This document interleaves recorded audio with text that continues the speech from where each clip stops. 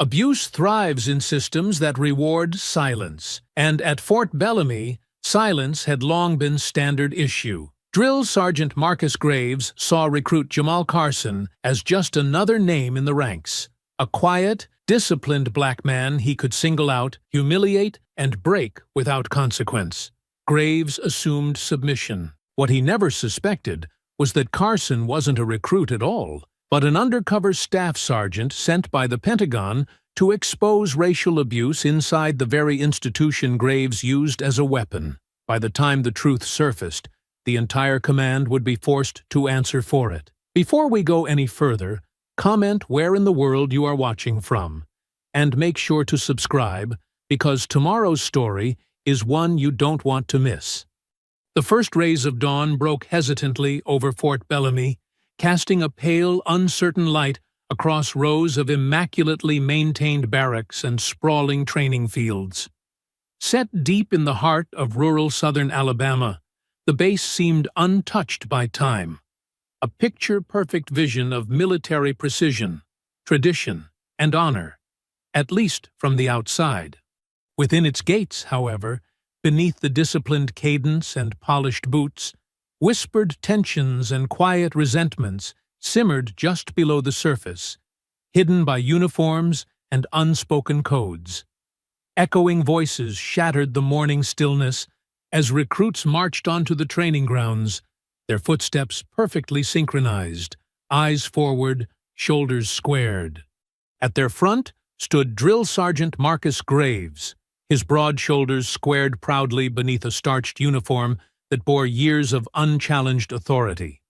Graves was known to every recruit as the relentless gatekeeper of Fort Bellamy, strict, unyielding, and unforgiving. But to Jamal Carson, he was something else entirely.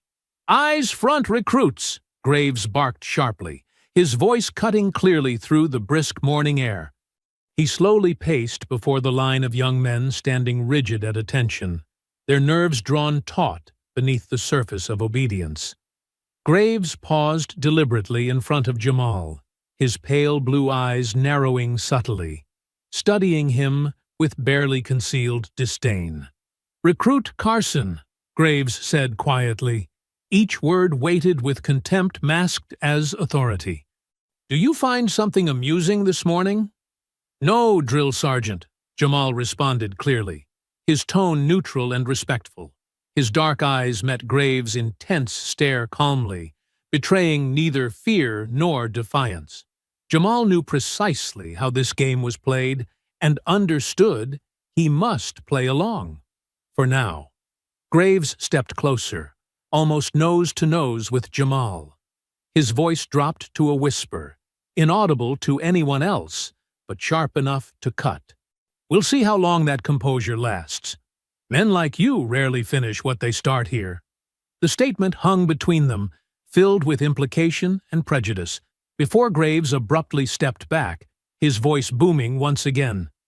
"Everyone down! Push-ups until I get tired."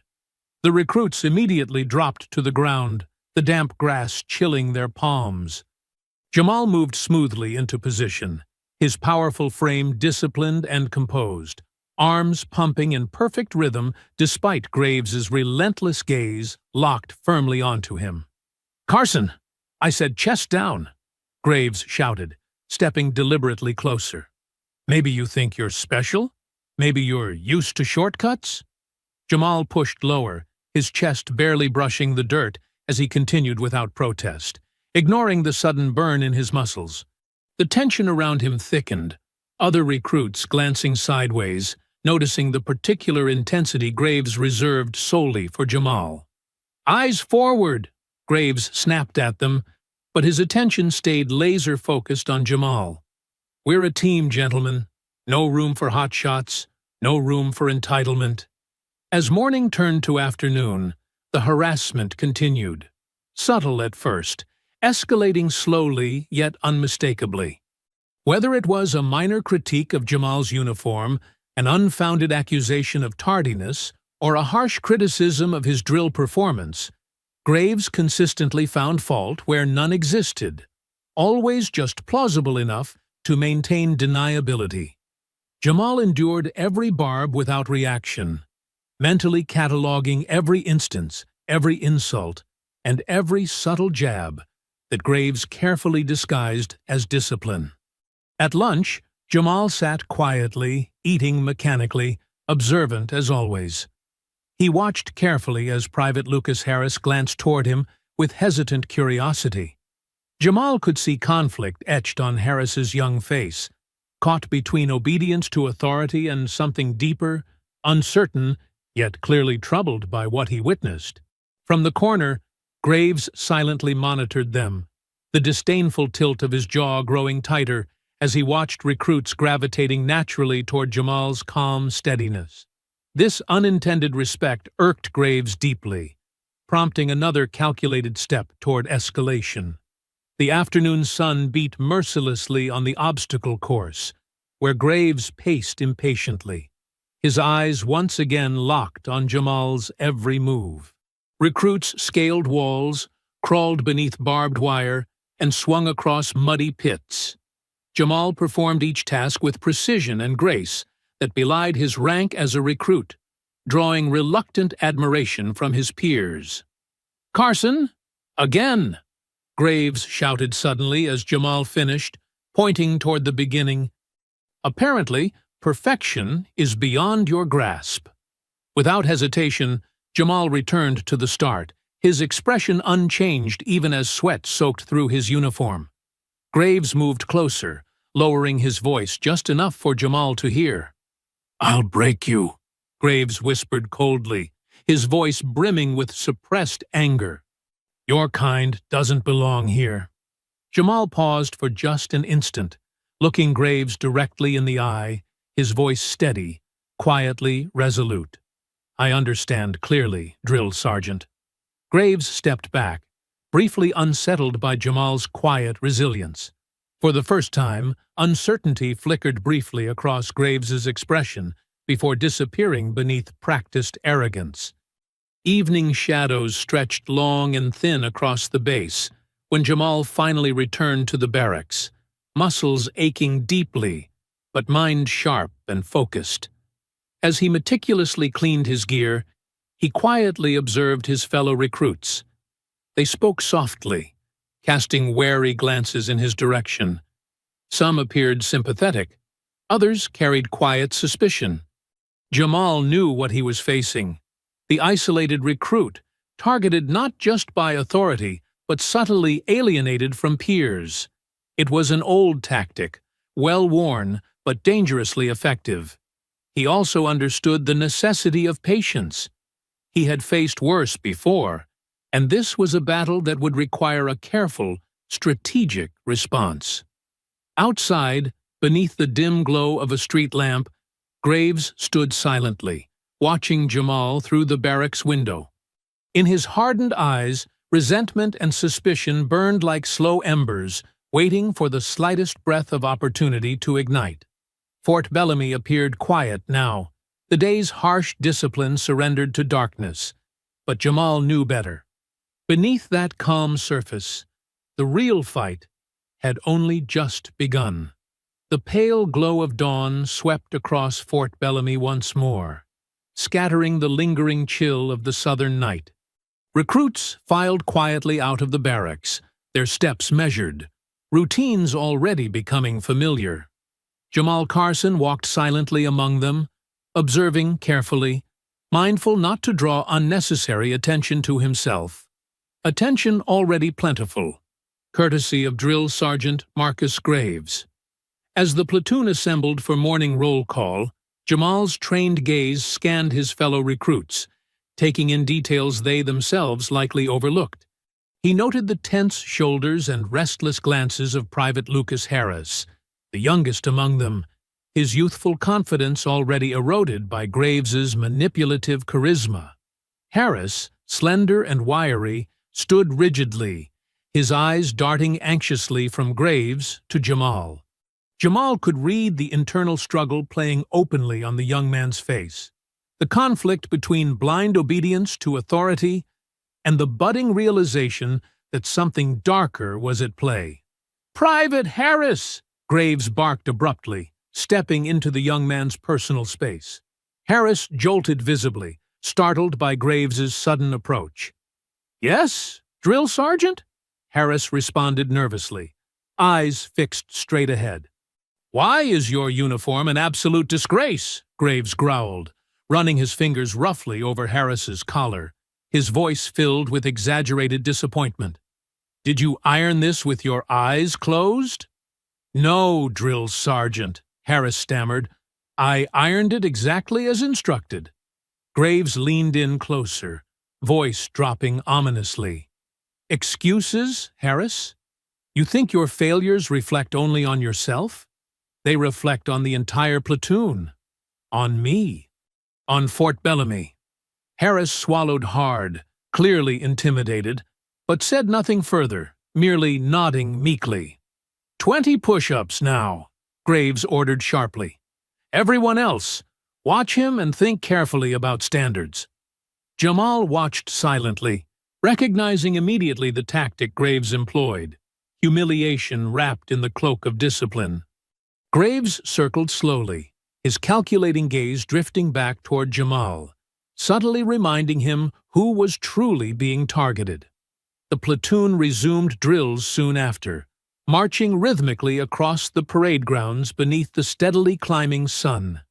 As the morning progressed, Graves's tactics grew increasingly nuanced but consistent.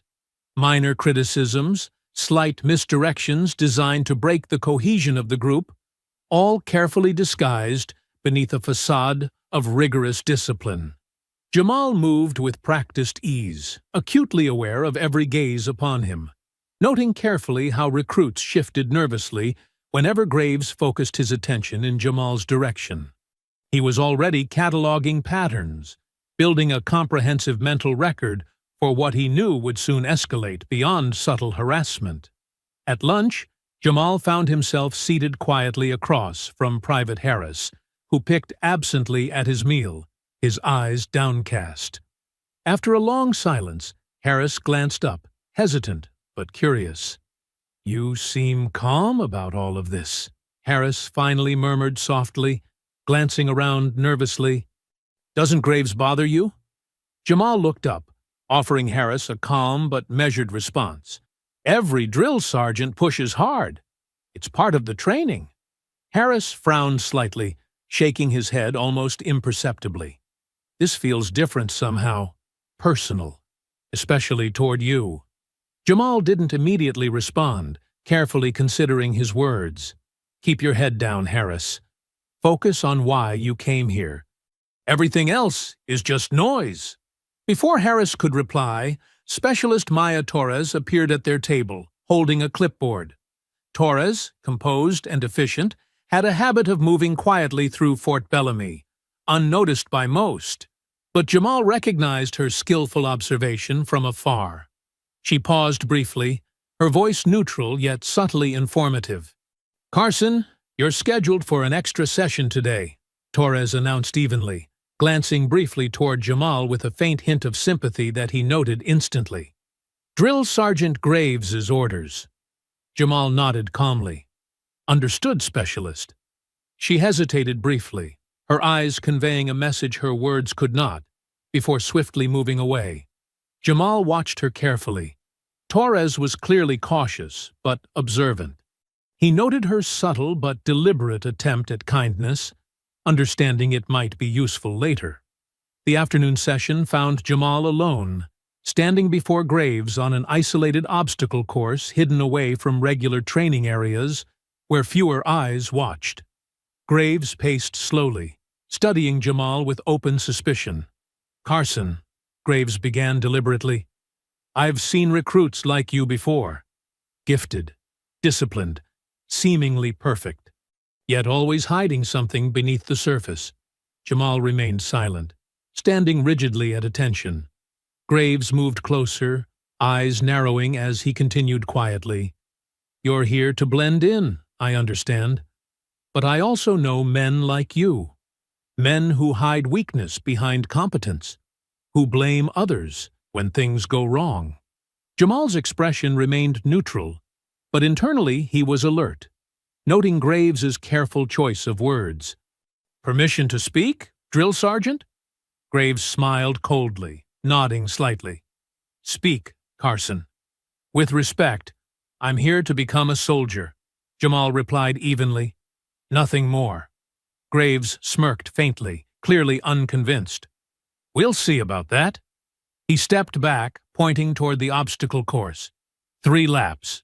Full pace. Now. Jamal moved swiftly and efficiently, navigating obstacles effortlessly. Fully aware, Graves watched closely for any sign of weakness. Each lap completed seemed only to anger Graves further, a reaction Jamal knew was dangerous, yet necessary to expose deeper truths. When he finished, breathing measured and composed, Graves approached again, his voice now dangerously quiet. "You think this is a game? You think you can impress your way out of scrutiny?"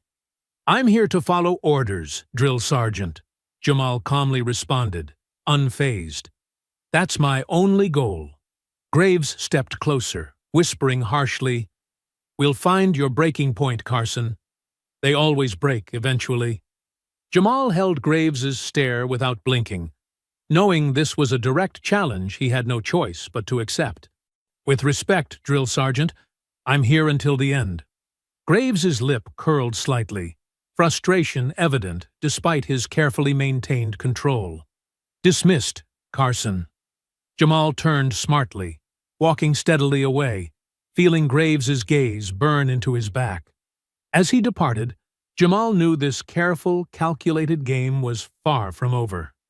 Returning to the barracks, Jamal quietly observed his fellow recruits again. Harris isolated in thought, others tense and wary, sensing unseen divisions forming beneath Graves's manipulative authority. Specialist Torres stood in the distance, clipboard held tightly, subtly watching Jamal's return. Night fell quietly across Fort Bellamy, yet Jamal lay awake, carefully reviewing every subtle action Graves had taken. Patterns emerged clearly in his mind: manipulation masked by discipline, targeted humiliation disguised as training. He recognized the signs clearly. These were familiar symptoms of something darker at the core of Fort Bellamy. Tomorrow would surely bring more challenges, more targeted harassment. Jamal understood precisely the type of man Graves was: dangerous, influential, and deeply embedded in the fabric of this institution. And Jamal was ready to patiently dismantle the illusion piece by piece, quietly determined to reveal the truth hidden beneath the surface. For now, Jamal closed his eyes, the silence around him deceptive, yet strangely comforting. The slow escalation had begun, and he was more than ready to meet it. The days at Fort Bellamy unfolded with a relentless, predictable rhythm: marching, training, conditioning. Yet beneath this routine facade, the tension quietly escalated. Drill Sergeant Graves had made Jamal Carson his personal project, and now that subtlety had ceased to satisfy him, his tactics became visibly harsher, more openly malicious. It began early one crisp morning during rifle drill. Recruits lined the firing range, their breath visible in the cold air, the scent of gunpowder hanging thickly. Jamal knelt in position, carefully aiming downrange, his posture perfect, focus sharp. Graves hovered close behind him, his presence a constant pressure, his voice low, venomous, just loud enough for Jamal alone. "Careful now, Carson," Graves murmured softly, his words laced with disdain. "Maybe you learned to shoot on street corners rather than proper ranges." Jamal steadied his breathing, his expression remaining neutral, refusing to acknowledge the provocation. Graves leaned closer, his voice even lower, bitter with quiet prejudice. "Or maybe you never learned at all," he whispered coldly.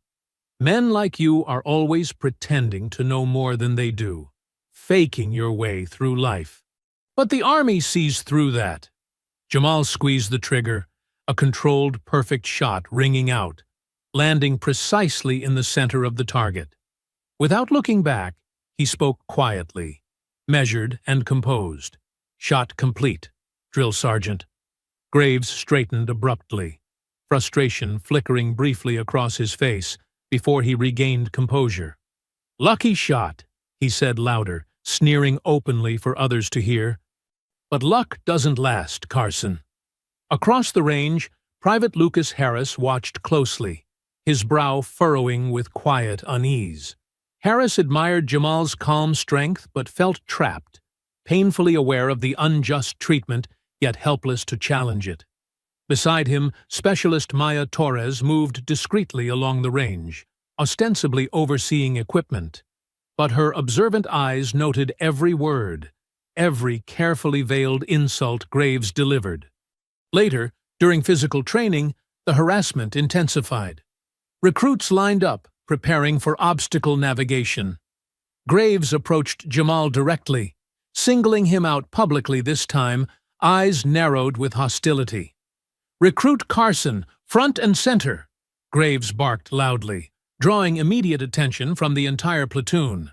Jamal stepped forward without hesitation, meeting Graves's fierce gaze calmly. Graves circled him slowly, assessing him openly, deliberately emphasizing his scrutiny. "This recruit here," Graves declared, addressing the platoon, "has been demonstrating an attitude problem, a pattern of arrogance, thinking he's smarter than his superiors." A tense silence descended as recruits shifted uncomfortably, avoiding direct eye contact with Jamal. Harris's eyes flickered nervously between Jamal and Graves, visibly conflicted by what was unfolding. Graves stopped directly in front of Jamal, his voice cutting sharply through the air. "We're going to correct that right now. You're running the course twice, Carson. Full speed. The platoon will remain in plank position until you finish." Jamal acknowledged calmly. "Understood, Drill Sergeant," knowing exactly the tactic Graves was employing, to isolate and alienate him through collective punishment. As Jamal began the grueling course, recruits dropped quickly into position, arms shaking beneath them. Graves followed Jamal closely, critiquing loudly, mocking his movements openly. "Is that your best, Carson?" Graves taunted, voice echoing harshly across the field. "I've seen better hustle in basic high school football drills. Maybe you're not cut out for the real military. Maybe you're better suited for the playground." Torres observed quietly from a distance, carefully noting Graves's escalating hostility in a small notebook, subtly documenting every moment. She noticed Harris struggling beneath the strain of the plank, his eyes fixed guiltily on Jamal. Torres marked this carefully. Harris's discomfort was significant. Cracks in Graves's manipulation were beginning to show. By the time Jamal completed his second lap, sweat soaked his uniform, yet his breathing remained controlled, composed. Graves's jaw clenched tightly, clearly angered by Jamal's continued resilience. "You think you're proving something by holding it together?" Graves hissed, leaning in closely again, dropping his voice into a low, hate-filled whisper. "You're nothing, Carson. Just another pretender. Your kind always fails. Eventually." Jamal kept his eyes forward, voice calm yet firm. "I'm here to train, Drill Sergeant." Graves stepped back sharply, barking an order to the recruits, releasing them finally from their punishment. "On your feet." "Dismissed." As the platoon dispersed, Harris lingered momentarily, casting a hesitant glance toward Jamal. The young man appeared troubled, guilt etched plainly on his youthful face. Before he could speak, Graves's voice cut sharply through the quiet. "Harris, did you forget how to move? Maybe Carson's slowness is contagious." Graves sneered cruelly, causing Harris to hurry away in embarrassment. As evening approached, Jamal returned alone to the barracks. Carefully cleaning his equipment, he was joined quietly by Torres, her approach cautious, yet deliberate. She spoke softly, her tone professional, yet laced with subtle concern. "You handled yourself well today," Torres murmured discreetly, pretending to inspect paperwork nearby. Not many could. Jamal glanced briefly toward her, understanding immediately the quiet message she offered. "This isn't my first difficult situation," he answered calmly, carefully gauging her intentions. "I appreciate the support." Torres paused briefly, looking directly at him with cautious sincerity. "You're not alone. Others notice, even if they're not brave enough to admit it yet." She departed quickly, leaving Jamal thoughtfully observing her exit. Torres had revealed herself carefully, indirectly, but intentionally. Her involvement hinted at broader, deeper issues, exactly the kind of systemic problems Jamal was there to uncover. Late into the night, Harris sat quietly at the edge of his bunk, unable to sleep. His mind replayed Graves's relentless harassment toward Jamal. Harris was torn between loyalty to his superiors and his growing discomfort at the injustice he witnessed. His youthful idealism collided harshly with uncomfortable reality. Slowly, Harris began to realize that the authority he trusted was flawed, dangerously so. Meanwhile, Torres sat alone in a dimly lit office, carefully reviewing reports and personal notes she'd secretly compiled. Her sharp eyes detected undeniable patterns. Graves had a history of targeting recruits based on racial bias, subtly documented through years of scattered incidents. Now she had clear evidence, but she knew the danger involved in revealing it. As darkness enveloped Fort Bellamy, Jamal lay awake, silently planning his next moves.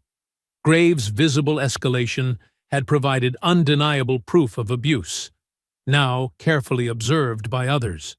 Jamal knew that exposing this truth required patience, resolve, and the courage of recruits like Harris and allies like Torres. The harassment had grown overt, the risks higher, but Jamal was calm, resolute. He knew exactly what was coming next. Graves would grow desperate, his actions more reckless.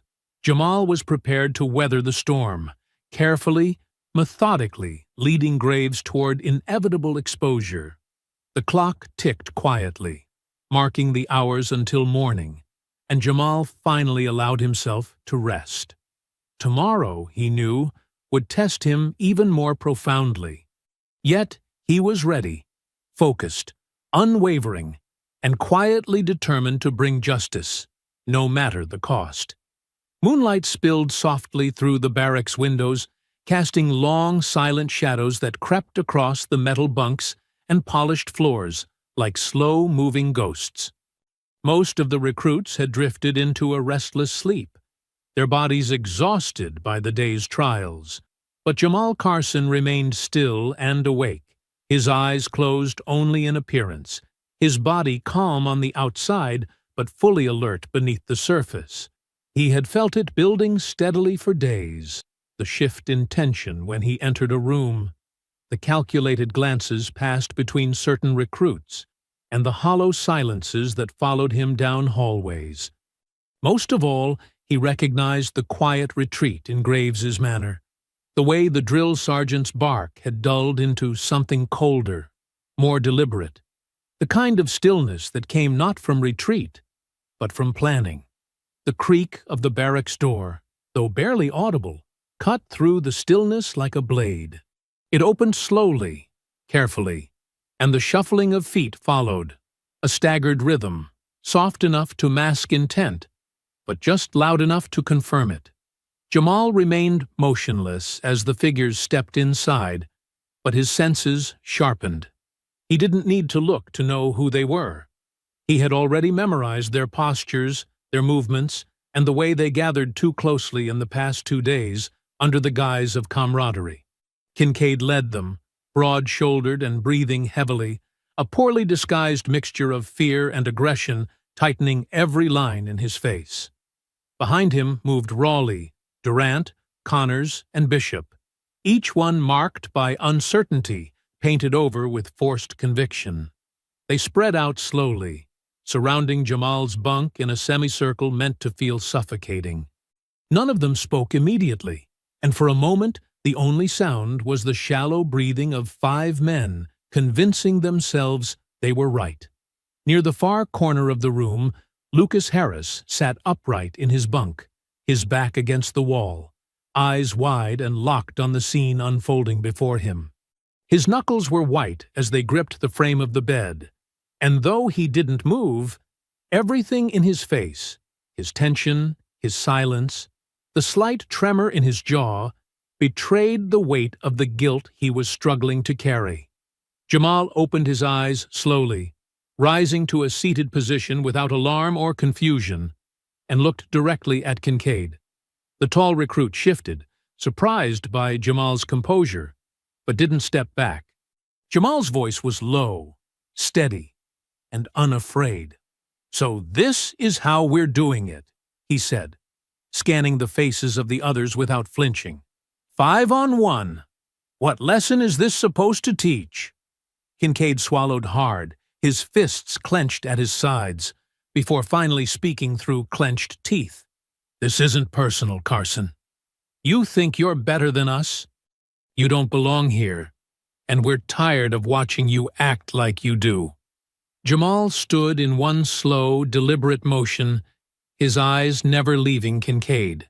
He stepped forward once, putting himself fully into the space they had formed, and squared his shoulders with calm precision. "You could have earned your respect," he said quietly. "Instead, you're trying to take it the cheap way." Whatever hesitation lingered in their eyes vanished as if on cue. Kincaid moved first, throwing a wide right hook, hoping power would land where skill could not.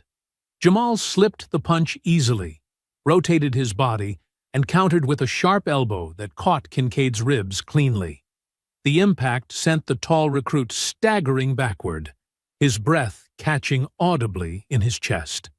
Before Jamal could reset his stance, the others swarmed. Bishop and Connors grabbed him from behind, Durant closing in with a clenched fist aimed at Jamal's midsection. The blow landed hard, a sharp explosion of pain in his ribs that stole his breath and dropped his guard momentarily. Raleigh swung next, striking Jamal across the jaw with a closed fist that snapped his head sideways and split the skin just below his eye. For a brief second, the room blurred around him, his body rocked by the momentum of layered impact. Still, he didn't fall. Jamal twisted sharply, using his entire frame to throw Bishop off his back, pivoting as he dropped to one knee and catching Connor's ankle mid-step. In one fluid motion, he yanked the recruit off balance and drove his shoulder into Connor's gut, flipping him over and slamming him hard into the floor. Jamal rose quickly, but not quickly enough. Durant was already there, swinging again. This time the punch connected with the side of Jamal's torso, hitting the same bruised spot as before. He stumbled, pain blooming down his side like fire. Kincaid came back with fury, charging full speed and tackling Jamal into the frame of a bunk. The steel rattled violently under the force of the impact, and for a split second, Jamal saw stars. Kincaid grabbed his collar with both hands, slamming him against the metal again, and drew back a fist. But Jamal snapped his head forward, head-butting Kincaid directly across the bridge of the nose. Kincaid reeled back with a cry, blood already flowing. Raleigh returned, swinging with both hands. Jamal ducked the first strike, blocked the second with his forearm, and drove a precise punch into Raleigh's throat, just firm enough to drop him gasping to his knees. Before he could recover, Connors was up again, grabbing Jamal from behind in a bear hug. Jamal's ribs screamed as Connors lifted, trying to slam him back down. But Jamal bent forward, shifting his weight, and executed a backward throw that sent Connors sprawling. The fight was not clean. It was messy, brutal, close. Jamal was bleeding from his brow, his breath ragged, the muscles along his side tightening with every movement. His jaw throbbed from the earlier hit, and pain radiated through his chest every time he twisted. But even injured, even outnumbered, Jamal moved with a cold, measured efficiency that came from something none of these recruits had: A lifetime of training forged under real threat, not imagined grievance. Across the room, Harris had not moved. He was still seated, eyes wide, his face pale. His hands were clenched into fists in his lap now, but not out of readiness, out of helplessness. He watched each blow land, each takedown unfold, and with every passing second, the sickness in his chest deepened. He had allowed this to happen. He had known about it. He had said nothing. Jamal, despite the pain, remained upright. He adjusted his stance slowly, blood trickling from his lip, and prepared for the next wave. Kincaid, still reeling from the blow to his face, pointed at Jamal with a snarl. "Take him down!" he snapped, his voice cracking as fear bled into the edges of his rage. Durant, clutching one side of his jaw, stepped forward again, and Raleigh struggled upright, shoulders heaving. The air in the barracks had thickened into something suffocating, a silence straining beneath the ragged breath of injured bodies, and the dull throb of blood pulsing through open wounds. Jamal stood at the center of the wreckage, shoulders rising and falling with deliberate control, his uniform clinging to his back with sweat and blood. The skin above his left eye was split wide open, blood trailing down his cheek in a slow, steady line. One side of his ribs ached with every breath, a deep bruise already forming beneath the surface, but he kept his posture upright, his stance grounded, because he knew the fight wasn't finished. Not yet. Kincaid hadn't learned his lesson. He wiped the blood from beneath his nose, shook the dizziness from his head, and stepped forward again, his pride wounded more than his body. Durant, still favoring his jaw, closed in on Jamal's left flank, while Raleigh, wheezing from the throat strike, forced himself upright, eyes burning with humiliation. Connors had stayed down, coughing into the crook of his elbow, and Bishop leaned against a bunk frame, barely able to stand, but the remaining three were regrouping, circling like animals, too hurt to back down, but too proud to retreat. "You think you're better than us?" Kincaid spat, his voice hoarse, teeth red with blood. "You walk around like you're some kind of damn hero." Jamal turned slowly, keeping them all in his periphery, his tone cold and precise. "You were given the same training. You chose to turn it into this. You don't belong here," Raleigh snapped, voice raspy but loud enough to echo off the steel walls. "This is our army. You're just a quota." The words weren't new, but they carried something heavier now, something meant to wound beyond fists. Jamal didn't flinch. He'd heard worse in quieter rooms from people who smiled as they said it. Still, he felt the heat surge in his chest. Not from anger, but clarity. "No," he replied steadily. "This isn't your army. Not anymore." Durant came in first, trying to catch him from behind with a bear clinch to immobilize his arms, but Jamal stepped forward instead, throwing his elbow backward into Durant's chin. The strike lifted Durant slightly off the ground, and as he staggered, Jamal pivoted, stepped inside the arc of Kincaid's swing, and launched a forearm into his collarbone, jarring the bigger man's upper body. Kincaid responded with a vicious uppercut that connected hard beneath Jamal's chin, snapping his head backward. Stars burst across his vision, and he stumbled, momentarily dazed. Raleigh took advantage, lunging with a wild punch that grazed Jamal's temple, forcing him against the edge of a bunk. The metal bit into his back. Kincaid tried to follow up with a punch to the ribs, but Jamal ducked low, grabbing the frame behind him with one hand and using it as leverage to launch a brutal counterkick to Kincaid's kneecap. The taller man dropped with a grunt, clutching his leg.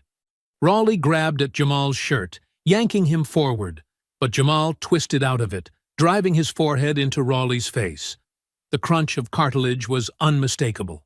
Raleigh's body recoiled instinctively, arms flying up to shield the blood pouring from his broken nose. Jamal didn't give him a chance to recover. He followed up with a precise two-strike combination, a jab to the throat and a hooking punch to the side of the neck that sent Raleigh crashing into the lockers, where he slumped and didn't get back up. Durant had recovered, and this time he came with desperation, swinging a small metal flashlight like a weapon. Jamal ducked beneath the first strike and rolled across the floor, coming up behind Durant, where he grabbed his arm mid-swing, twisted it violently backward, and drove his knee into Durant's spine. The makeshift weapon fell with a clatter, and Durant dropped to his knees, gasping in agony. Jamal kicked the flashlight across the room and stood over him, his breathing heavy but measured. Kincaid, furious and breathless, was back on his feet, limping but undeterred. His lip was split, his jaw swollen, one eye already beginning to close. He charged again, reckless, shouting through clenched teeth. "I'm gonna break you, boy!" The word echoed louder than the others. It wasn't the first time Jamal had heard it, but tonight, in this place, after all that had unfolded, it came with finality. Jamal met the charge full on. He didn't block this time. He absorbed the hit, letting Kincaid slam into him. The impact rocked them both, but Jamal anchored his legs, wrapped his arms around Kincaid's torso, and twisted with a clean hip throw that sent Kincaid crashing down onto the floorboards. Before he could rise, Jamal dropped low, pinned one arm under his knee, and struck him clean across the face. Once, twice, 3 times, until the rage in Kincaid's eyes blurred into dazed confusion. Kincaid mumbled something incoherent, blood trailing from both sides of his mouth, his fists unclenching as his body sagged beneath the weight of defeat. Jamal didn't speak. He rose slowly, staggering slightly, then turned in a slow circle to assess the damage. Connors was crawling for the exit, too battered to stand. Bishop lay motionless beside his bunk, arms covering his head. Durant was crumpled on the ground near the lockers, wheezing shallow breaths. Raleigh hadn't moved since crashing against the steel. Kincaid was conscious, barely, but his will had been shattered. Near the edge of the room, Harris remained standing, his face pale, jaw tight, still frozen. His eyes met Jamal's for the first time, and though the younger man said nothing, the shame burned in his expression. He had watched the entire thing, done nothing, said nothing, and now stood in the silence that followed, wrestling with what that meant. From the far end of the corridor, just beyond the door, Specialist Torres had returned. She stood partially in the shadows, unmoving, her notebook forgotten in her hand, her face unreadable. She had arrived in time to witness the second half, and what she saw was not chaos, not a loss of control, but a brutal, disciplined dismantling, one that revealed just how much Jamal had held back until now. The barracks were silent. Nothing moved, and though every inch of Jamal's body ached, his ribs bruised, his face bloodied, his limbs worn down from absorbing more than any man should, he remained standing. The next morning arrived with deceptive stillness, the kind that settled over Fort Bellamy like a sheet pulled tight, hiding the bruises beneath. The sun had only just begun to stretch over the eastern ridge, casting long, dusty beams across the training fields, yet already the platoon stood assembled at parade rest, lined up with boots firm in the dirt and faces blank with fatigue. Their uniforms were pressed, their stances correct, but something was off, something deeper than the muscle aches and sleep deprivation that usually clung to recruits like a second skin. The air itself felt tense, uncertain, as if the very soil beneath them had borne witness to the night before and now waited for the consequences. Drill Sergeant Marcus Graves stood at the front of the formation, his presence as large and commanding as ever, yet the usual sharpness in his posture had been replaced with something almost cavalier. He paced slowly, hands clasped behind his back, pausing every so often to look down the line of tired, bruised recruits. His gaze lingered just a beat longer when he reached Jamal, but not with suspicion. No.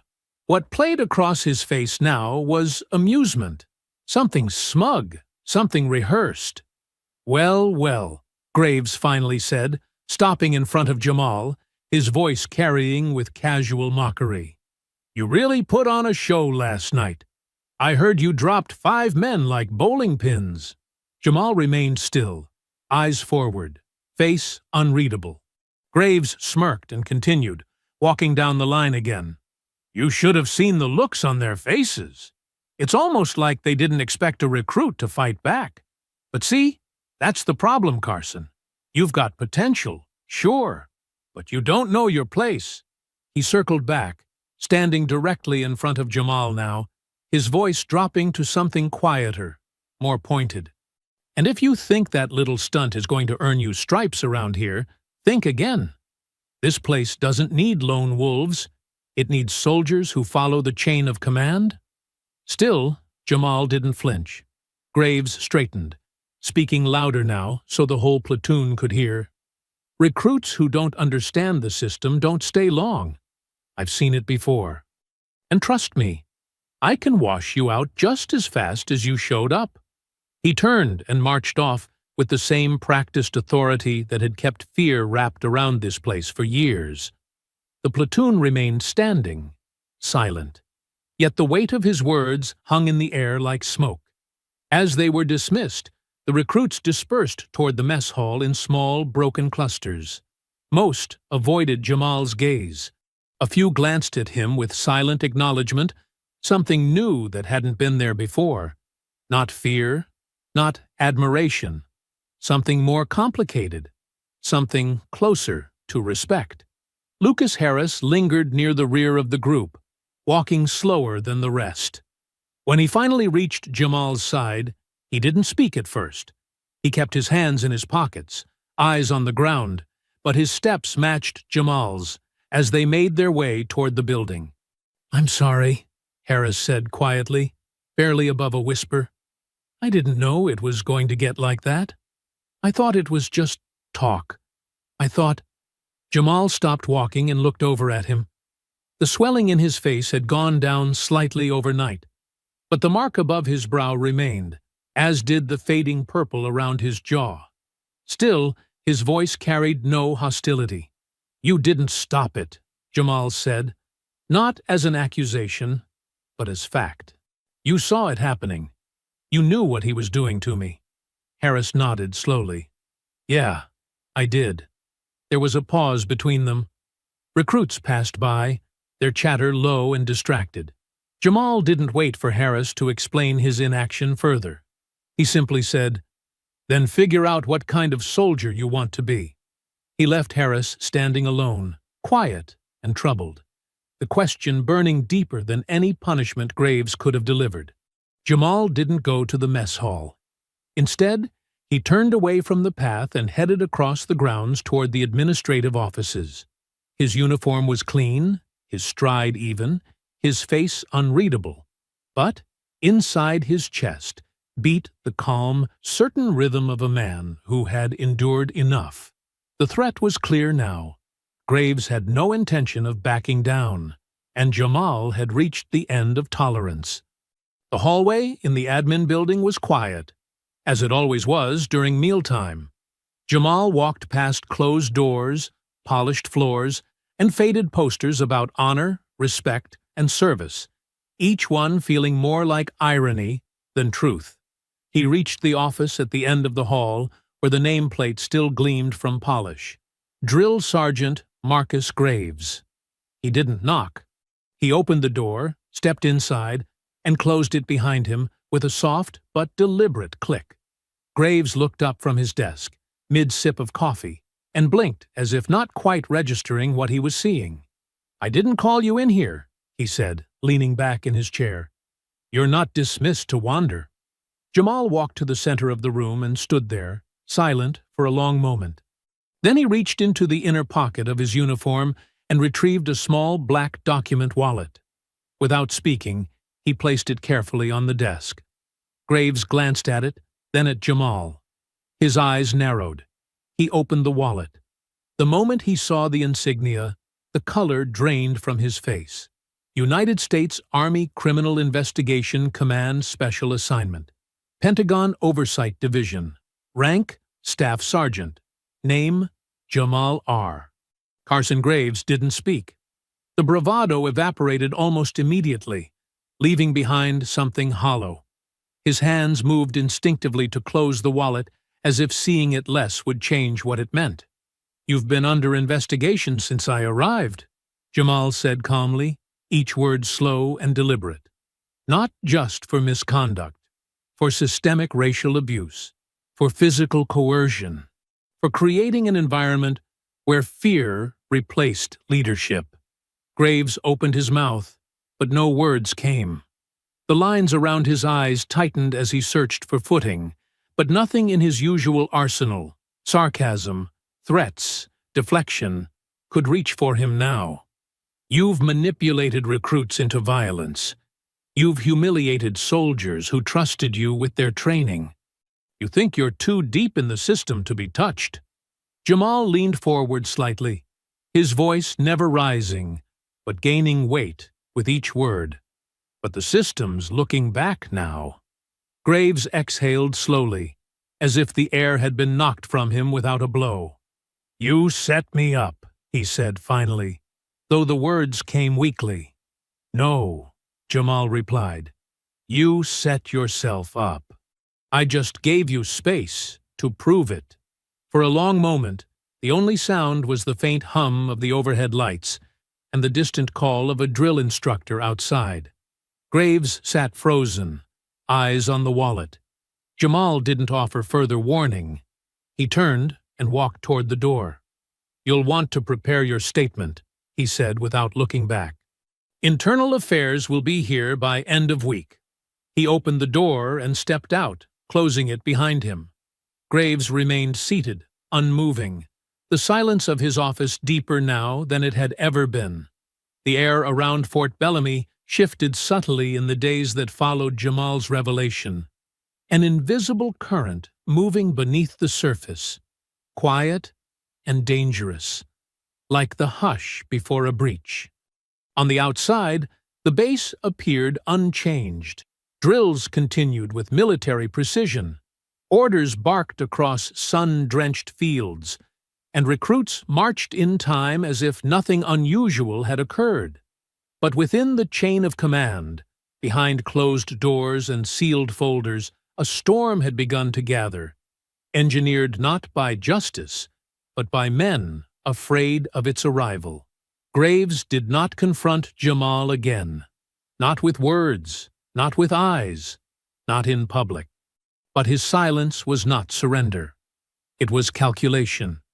The moment Jamal had walked out of his office, Graves had known his career was under threat, and he would not accept defeat without deploying the only weapon left to him, the bureaucracy itself. 2 days later, an official memo circulated through command channels, signed, sealed, and elevated to the attention of Fort Bellamy's Legal Oversight Division. In it, Graves accused recruit Jamal Carson of aggressive insubordination, physical intimidation of fellow soldiers, and a calculated effort to undermine the authority and discipline of the training structure. He painted the fight in the barracks as a violent outburst, an attempt by a rogue recruit to instigate division and fear. The document included carefully edited statements from the assaulted recruits, their language sanitized, their roles rewritten. Connors claimed Jamal had struck first. Raleigh described feeling cornered. Bishop's statement omitted Graves's presence entirely. Kincaid had said very little at all, his face still swollen, his confidence reduced to silence. But that silence had been filled in by Graves's narrative. By the end of the day, the memo reached the desk of Lieutenant Ava Reynolds, a recently promoted officer assigned to internal review. Young, ambitious, and by reputation efficient, Reynolds wore her uniform with immaculate precision and addressed every case with a brisk, no-nonsense tone that made her popular among senior officers. But beneath her polished demeanor was a need to preserve institutional stability above all else. And in her eyes, an undercover agent disrupting the chain of command threatened that balance far more than a problematic sergeant whose methods had produced results. She reviewed the complaint quickly, and within hours summoned Jamal to a closed-door interview. The room was small and windowless, the kind of space built to remind those inside of their place in the hierarchy. Reynolds sat across from Jamal, flanked by two administrative observers who said nothing and took notes without looking up. Her voice was even, almost too calm, as if the facts were already settled. "Staff sergeant or not," she began, folding her hands neatly on the table, "your investigation was not cleared through Fort Bellamy's direct oversight. Your presence on this base, as far as command is concerned, has already compromised multiple units." Jamal sat still, his hands resting on his knees, the swelling above his left eye still faintly visible beneath the skin. "My orders came directly from Pentagon CID," he answered. "The command at Fort Bellamy wasn't briefed because that's the nature of the assignment. I was instructed to observe, gather, and report without interference." Reynolds glanced briefly at the report on her clipboard. "Then perhaps your method of observation should have involved fewer fractured noses. 5 injured recruits, Staff Sergeant. Not one of them pressing charges, yet, but all of them pointing to you as the instigator." Jamal didn't raise his voice, but there was steel in the way he spoke. "They were ordered to attack me. That was the point. And their injuries weren't the result of aggression. They were the result of self-defense." Reynolds didn't flinch, but her expression hardened, her tone clipped. "Even if that were true, you failed to report it through proper channels. There's no witness statement, no official complaint, no medical documentation filed until after the fact." Jamal leaned slightly forward, not with aggression, but with clarity. "You'll find all the documentation in Specialist Torres's logbook. She's been observing graves for weeks, cataloging incidents, compiling patterns. She knows exactly what happened and why."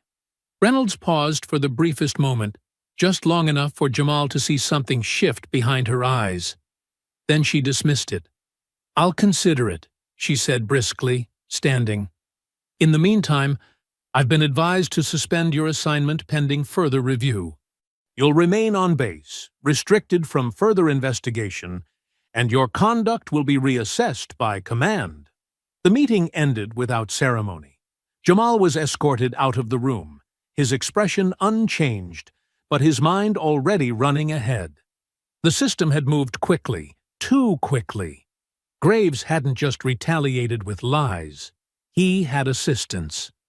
That suspicion was confirmed less than an hour later when Colonel Henry Gaines called Lieutenant Reynolds into his office. The colonel was a decorated officer with a silver eagle pinned to his uniform and a reputation built on order, loyalty, and absolute command control. He had served for 3 decades, rising through the ranks on the strength of discipline and politics, and now oversaw Fort Bellamy with a patriarch's eye, one that saw disruption as a disease, even if it came wearing official sanction. As Reynolds stood before his desk, Gaines didn't speak immediately. He stood by the window, arms crossed, watching a unit drill below with distant interest. "This Carson situation," he said eventually, his tone casual but firm. "We both know what it is. A test, a political move. Some desk jockey in D.C. trying to make a name for themselves by stirring up ghosts." Reynolds said nothing, just waited. "I don't like troublemakers in uniform," Gaines continued. "He's not wrong about Graves. Truth be told, I've had complaints over the years, but nothing that ever stuck. Nothing on paper. Graves produces soldiers. Carson, he's threatening to dismantle that." Reynolds shifted slightly, her voice cautious. "The evidence Torres collected may validate parts of his claims. If we suppress that too obviously—" "We're not suppressing anything," Gaines interrupted, turning finally to face her. We're reviewing selectively. That's what this is. You don't need to discredit Carson. You just need to slow it down. We let this run through channels. We stall. We wait for CID to move on, and we make sure this base doesn't end up in the headlines. He stepped closer to his desk, voice now lower, but unmistakably firm. Do your job, Lieutenant. Protect the institution, not the hero. Reynolds gave a sharp nod and left the room, her clipboard pressed tight to her side. Outside, as the wind picked up across the open yards of Fort Bellamy, Jamal stood at the edge of the barracks, watching recruits run drills with the same precision they always had. But beneath the surface, he knew something had cracked open. Something that would not close quietly. He wasn't just fighting a man now. He was fighting the structure that had protected him. The wind across Fort Bellamy shifted again in the days that followed, not in gusts, but in steady, creeping drafts that whispered through the cracks of its foundation. The surface held, just as it always had, with drills on time, rifles cleaned to regulation shine, and recruits pressed into straight-backed silence under the southern sun. But within the administration buildings, within the barracks and break rooms and late-night murmurs between soldiers who once said nothing, something different had begun to move. It wasn't revolution, not yet, but it was memory, guilt, and unearthed truth beginning to take shape. Jamal kept his head down, officially sidelined, his assignment suspended by the same system he'd been sent to investigate. But restriction had never meant surrender. If anything, it gave him space to observe more carefully, to move more deliberately, and to find the cracks that had been waiting for someone to notice. He knew he needed voices, not just documents. Stories that had been hidden, buried under fear and career threats. The paperwork was one thing, but living memory? That was power. He found Sergeant First Class Roy Simmons just after sundown, seated alone behind the mess hall on a low stone step, with a half-drunk cup of coffee and a gaze fixed toward the empty lot. Simmons had been at Fort Bellamy longer than most of the officers commanding it. A solid, soft-spoken man in his 40s, with deep-set eyes and a posture that betrayed both discipline and weariness, Simmons wasn't loud, but his silence always carried weight. Jamal approached slowly, giving him time to register his presence. Simmons didn't turn at first, just took a slow sip from the cup and waited. "I need to ask you something," Jamal said quietly, taking a seat a few feet away, keeping his tone low and free of pressure. "Off record. Just between us." Simmons exhaled through his nose, eyes still on the distance. "Not sure if I have anything worth hearing." Jamal looked straight ahead as well, watching the last traces of sun fold behind the tree line. "You've been here a long time. You've seen how Graves operates. The things he says in private. The drills that go too far. The way he isolates certain recruits." Simmons was silent for a moment longer. Then, finally, he spoke, his voice gravelly with something deeper than exhaustion. "He's been like that since he made sergeant. Maybe before. No one ever stopped him because he never broke just enough rules at once." Jamal nodded. "You ever file a report?" "No," Simmons admitted. "I told myself I didn't see enough, that it wasn't my fight, that if I kept my head down, I'd stay clean." There was shame there, spoken like a man who knew the weight of that silence. "You ever see him put hands on someone?" Jamal asked. Simmons took another sip, longer this time. "Not directly, but I saw the aftermath. I saw a recruit, Private Mason, quiet kid, smart, always tried harder than the rest. He got reassigned to Graves's platoon late in cycle. 2 weeks later, he was gone. They said it was dehydration, no autopsy report, no inquiry." Jamal turned toward him now, his voice low but firm. "You think he died because of Graves?" Simmons didn't answer right away. He rubbed a hand over his face and leaned forward, resting his elbows on his knees. I think he was pushed too far. I think Graves knew exactly how to break him without leaving bruises where a camera could see. And I think someone told Command to close the file before anyone could ask questions. Jamal let the silence settle between them, then said, "I need your statement. I need you to say it out loud, in front of the right people." Simmons shook his head slightly, not in refusal, but in the slow, painful way of someone dragging up years of regret. "If I do that, everything I let happen, everything I ignored, it's on the record." "That's the point," Jamal replied. "The system protects people like Graves, because men like you were left to carry the guilt alone. You speak up now. You don't erase it. But you finally put it somewhere it belongs." Simmons nodded slowly, the weight behind his eyes growing heavier. "I'll think about it." It wasn't a promise, but it wasn't a no, and that was the most Jamal had hoped for. Later that night, under the hum of flickering lights in the dim rear corridor of the admin wing, Specialist Maya Torres sat hunched at her desk, with her screen angled toward the wall. The clicks of her keyboard were quick, rhythmic, but careful, typed only when she was certain the hallway was empty. In her private folder labeled Personnel Archives, she opened a new document titled Mason D. Incident Record, Unexplained Discharge. She'd gone back through the base's personnel files under pretext of auditing injury reports. What she found had chilled her. 2 other names, both discharged under medical grounds within 6 weeks of reassignment to Graves's unit. One had been hospitalized for a stress-induced seizure.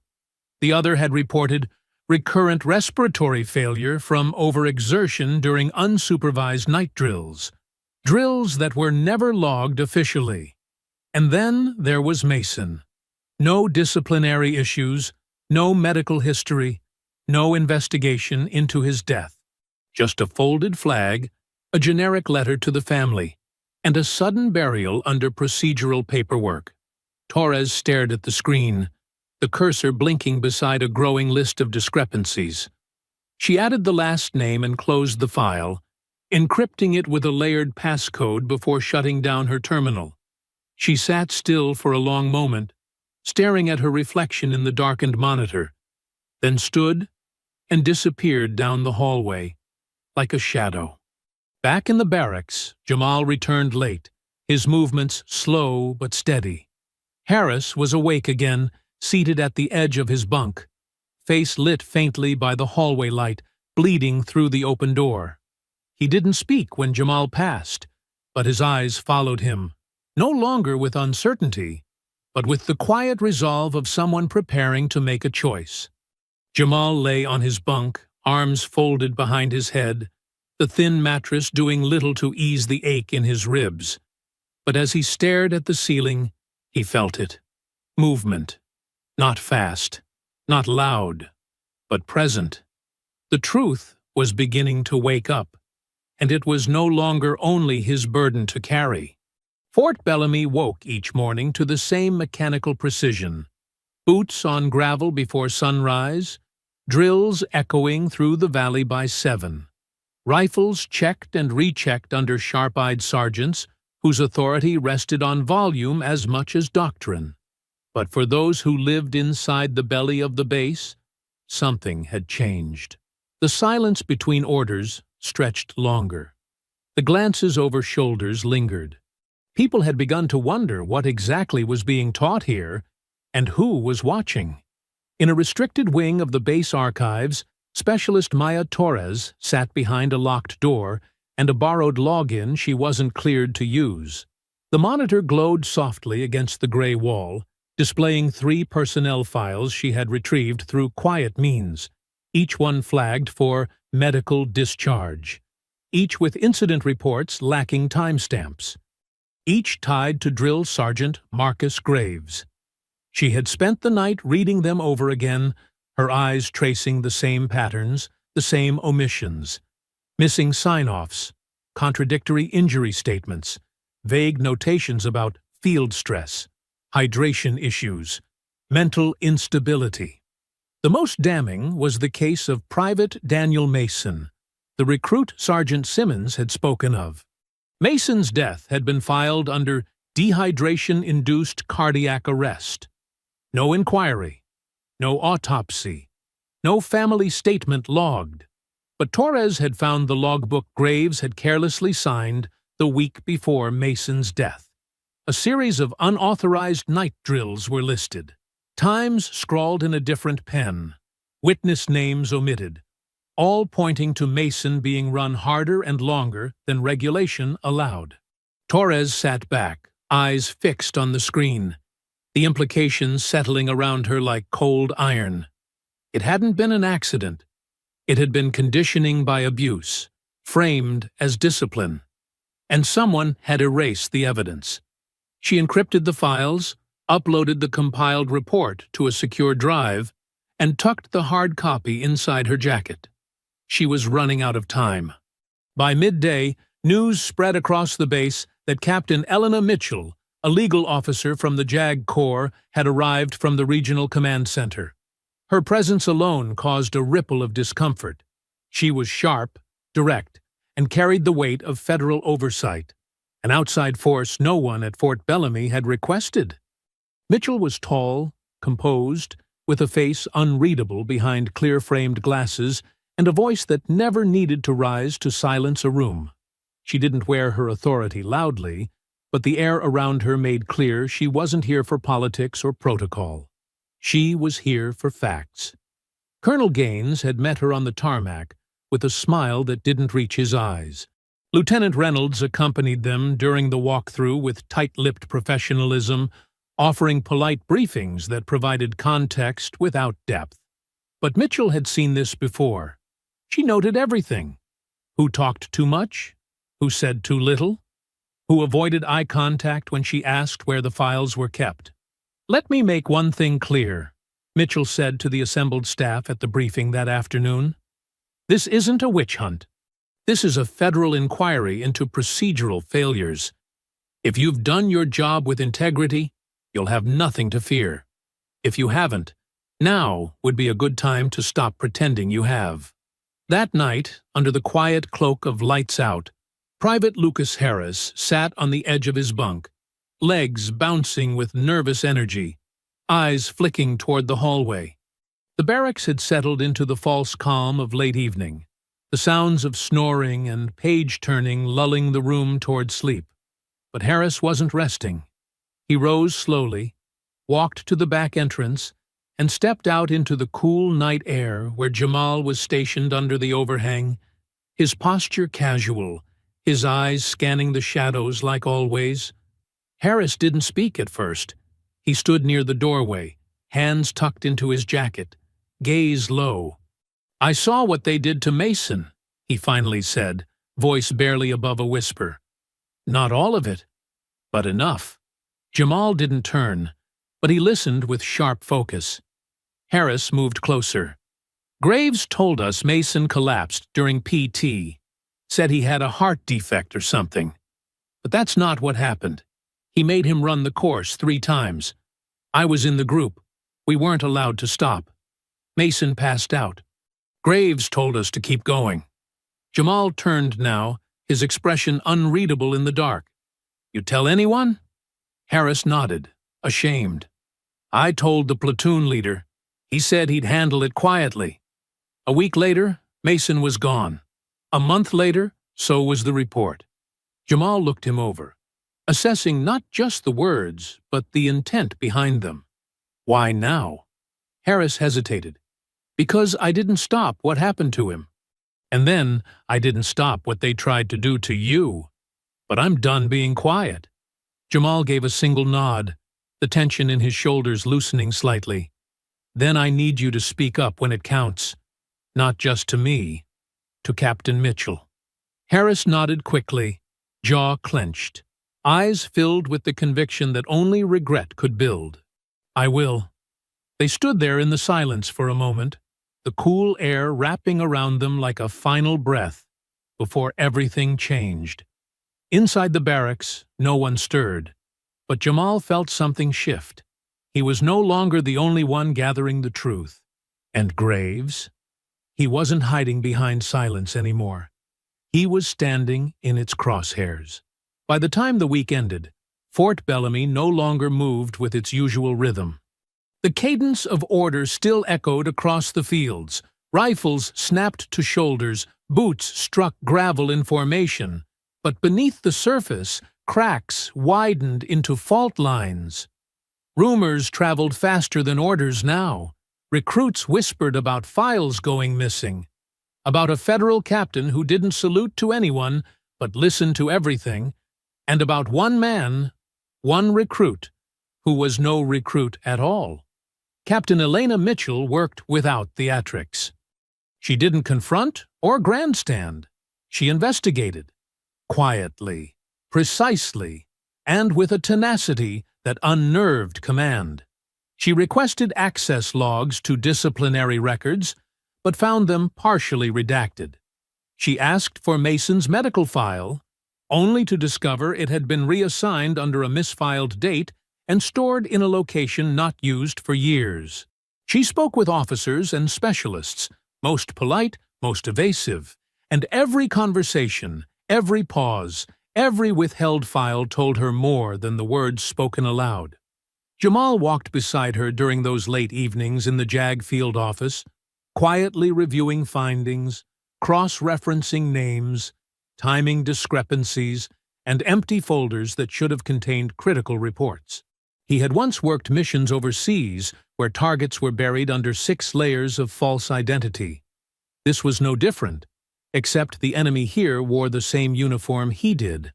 The breakthrough came late on a Tuesday night, in a file Torres hadn't intended to find. She had been scanning backup logs, old server data copied routinely but rarely accessed, and stumbled across an archived folder marked Fitness Adjustments, Field Adaptation Protocol. The language was vague, bureaucratic, the kind designed to avoid inspection. But inside were dozens of case notes and injury records that should not have existed. Documents detailing off-hours training sessions, physical evaluations conducted without medical staff, and names. Daniel Mason's was there. So were 2 others, Private Darrell Woods, hospitalized for severe respiratory failure after extended conditioning, and Private Alan Knox, who fractured his femur during what was labeled an unsanctioned obstacle calibration. All were under Graves's training unit. None of the injuries were reported through proper channels.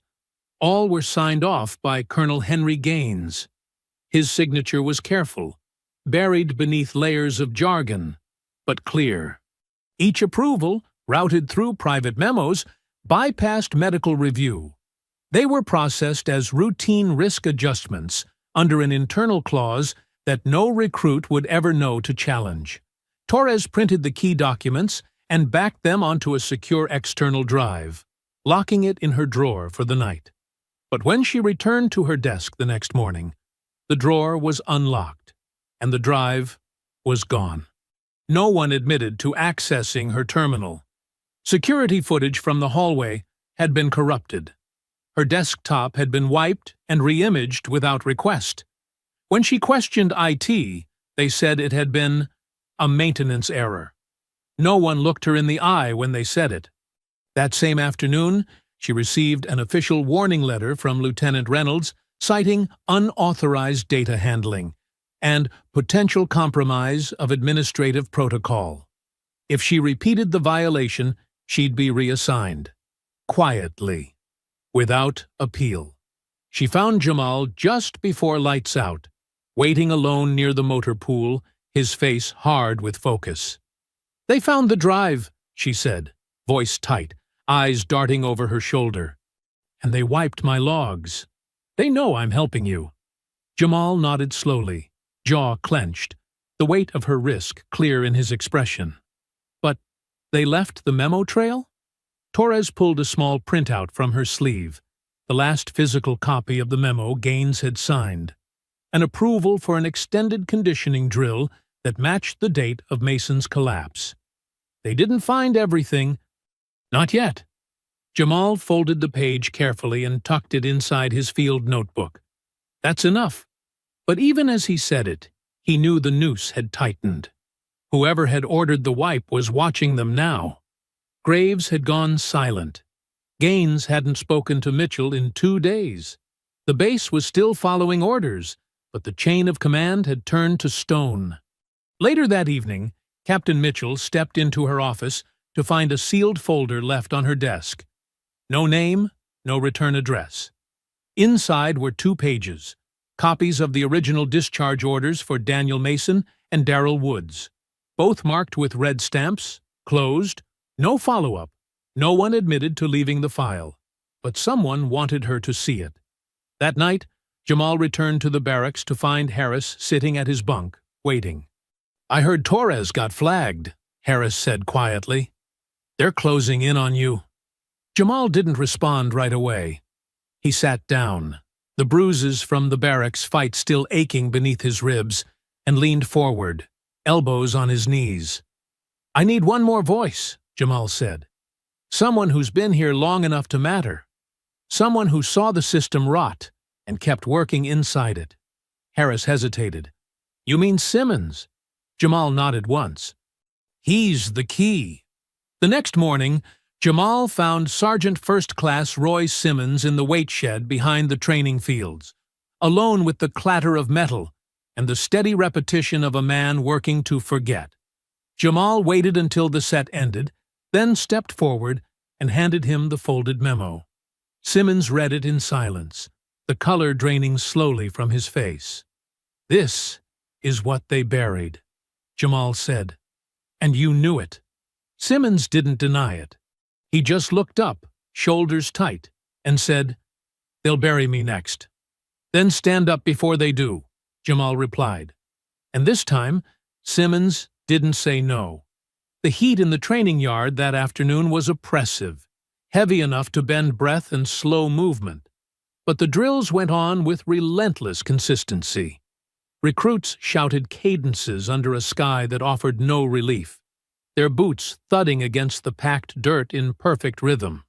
Yet, beneath the surface, something had shifted.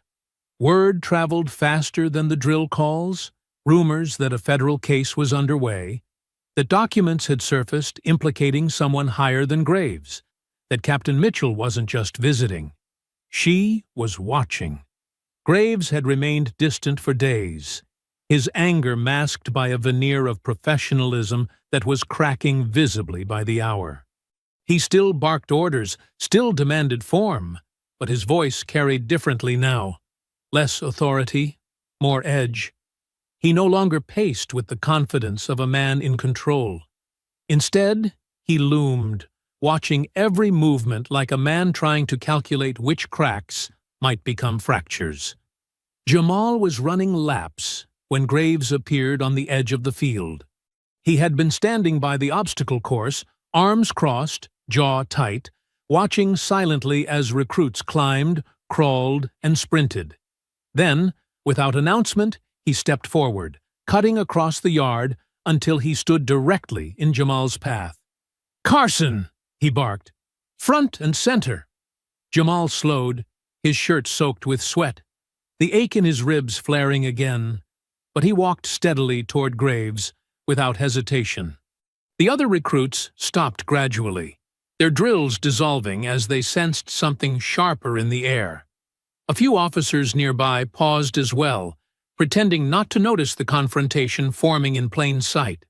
Graves waited until Jamal stood in front of him, then stepped closer, too close, his voice low and tight with fury.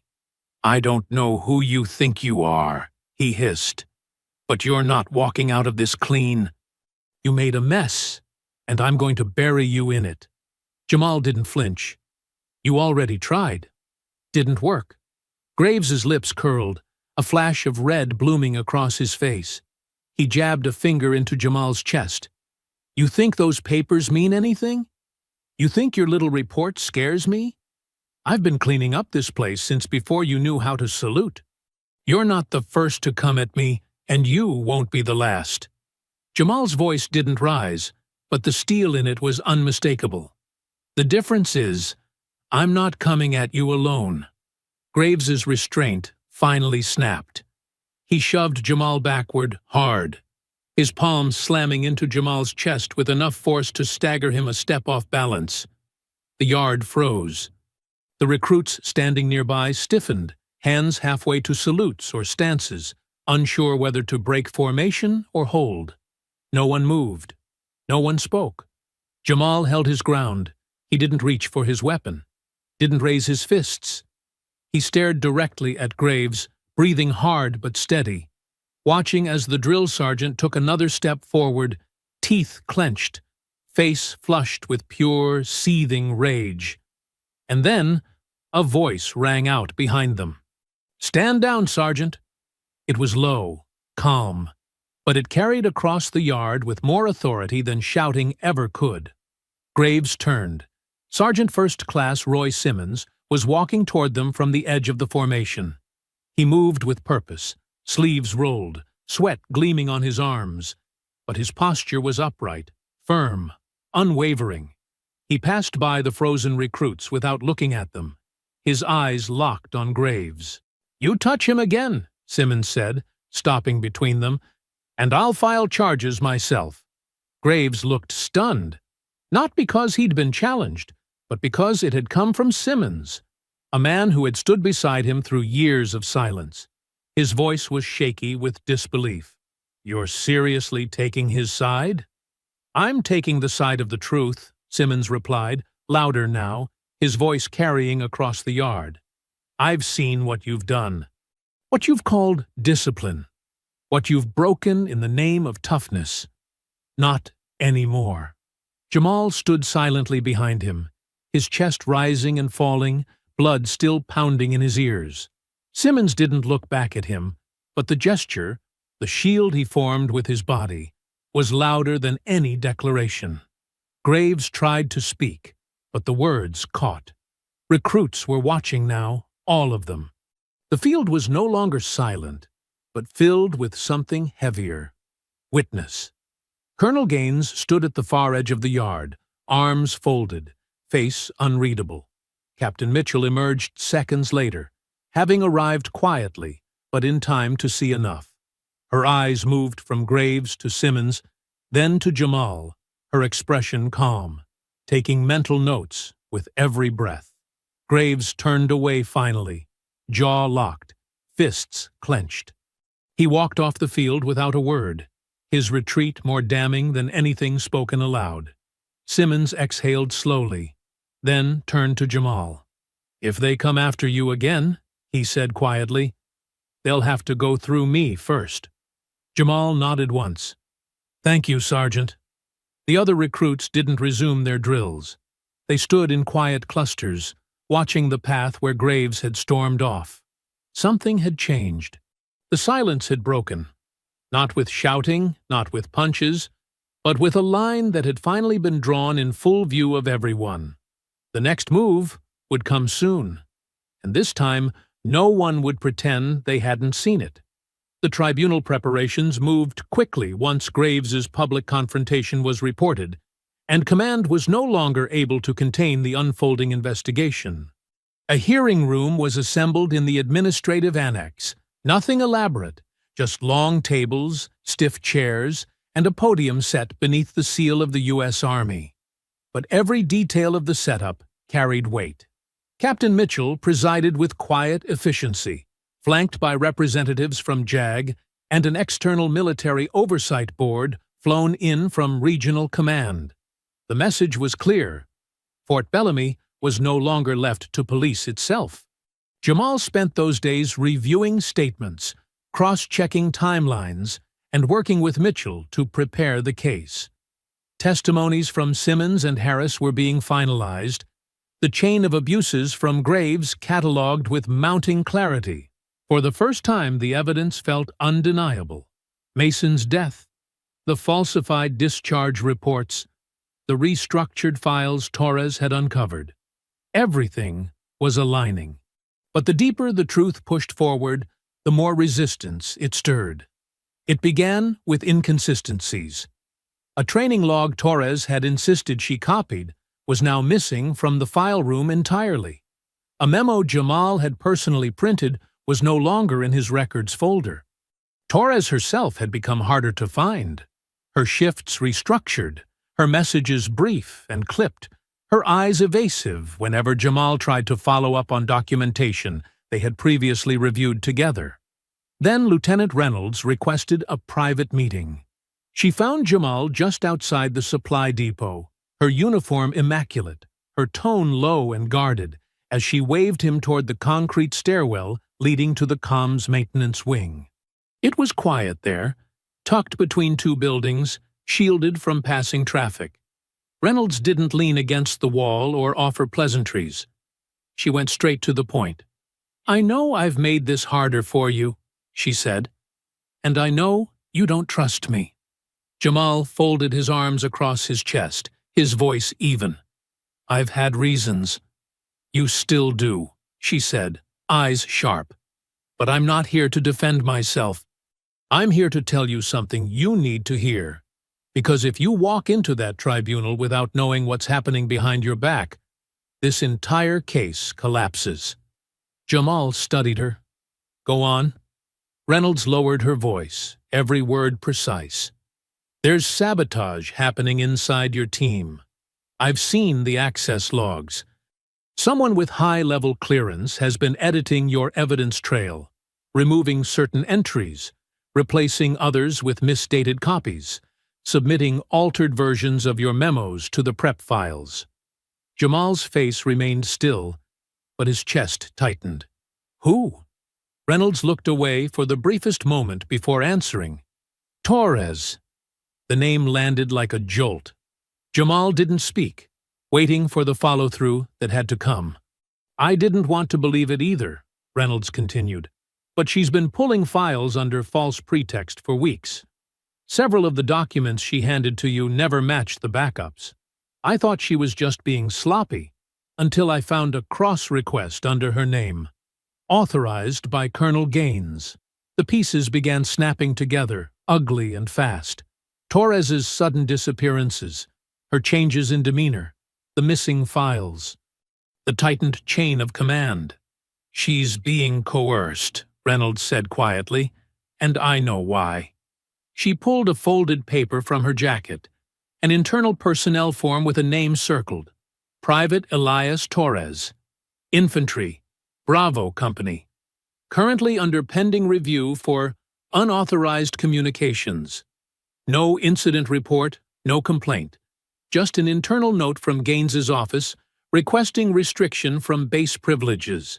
"She has a brother here," Reynolds said. "Gaines is threatening him.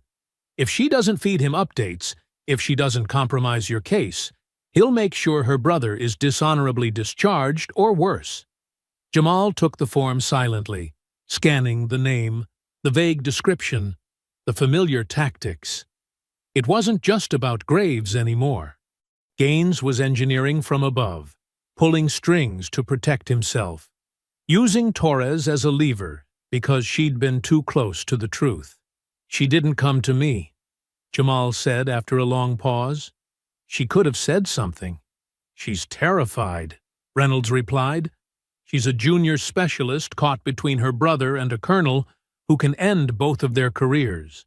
She probably told herself it would just be a file here or there. Just enough to keep him from pulling the trigger." Jamal nodded, the weight of betrayal sitting heavy in his chest. He had trusted Torres, not just with evidence, but with timing, with access, with truth. And yet, part of him understood. Not forgiveness, but understanding. "She hasn't burned everything," Reynolds added. "Some of what she gave you still holds up. But you need to confront her. Quietly. Now. Before Gaines pulls the last thread, and this all unravels." Jamal stood there in the shadow of the stairwell, jaw tight, the sound of cadence calls distant behind the building. He felt the familiar pressure of being flanked, not in combat, but in something more dangerous. Misinformation, misplaced trust, the subtle art of being undone from the inside. "Where is she?" he asked. "On the East Wing tonight," Reynolds said, filing logistics requests. Alone. Jamal gave her a final nod. Thanks. Reynolds turned to leave, pausing only once to glance back. I don't know what you think of me, but I know what Gaines is, and I know you're the only one with enough left to stop him. Jamal didn't answer. He watched her go, then turned toward the path leading to the East Wing. The fight ahead was no longer about evidence. It was about the cost of truth, and who would be brave enough to pay it. The corridors of Fort Bellamy's East Wing were quiet by night, illuminated only by narrow strips of flickering fluorescent light that buzzed faintly overhead. Most of the offices had gone dark hours earlier, but at the far end of the administrative bay, one door remained open, its glow spilling across the tiled floor in a soft rectangle. Inside, Specialist Maya Torres sat alone at her desk, her jacket draped over the back of her chair, the sleeves of her uniform rolled to the elbows. Her fingers hovered over the keyboard, but her eyes weren't on the screen. When Jamal stepped into the doorway, she looked up with a start, caught in the act of second-guessing her own decisions. "You working late?" he said, his voice steady, but stripped of any accusation. "Or covering tracks?" She stood quickly, eyes wide, posture rigid. "You're not supposed to be here." "Neither are you," Jamal replied, taking a step inside and gently closing the door behind him. "But I think we both know this place stopped running by the rules a long time ago."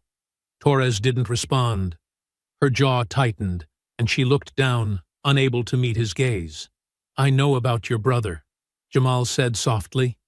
That made her freeze. "Private Elias Torres," he continued. "Gaines is holding him hostage, telling you to feed him pieces of my case, changing logs, letting files disappear.